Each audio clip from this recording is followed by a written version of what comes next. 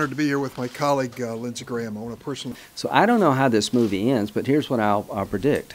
We're not going to allow these kids to be a victim of a broken political process. Matter of fact, this may be what we need in Congress to get our act together. Real people, something we can put our hands around and the public can understand. A real issue with real live people who need us to act decisively. To the DREAM Act population, there are a lot of people on the Republican side of the aisle understand your dilemma, and we want to find a fair solution because you have done nothing wrong. You came here as children.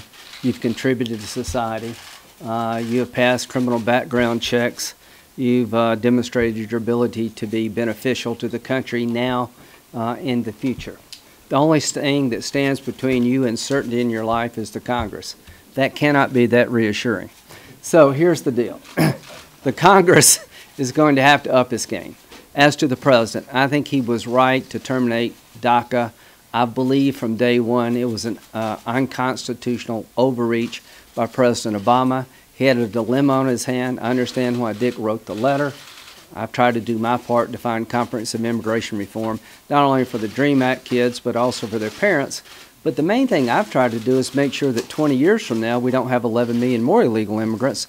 Fix it once and for all. My challenge to the President is that you've talked very glowingly about these kids. Help us. Help us in the House. Help us in the Senate.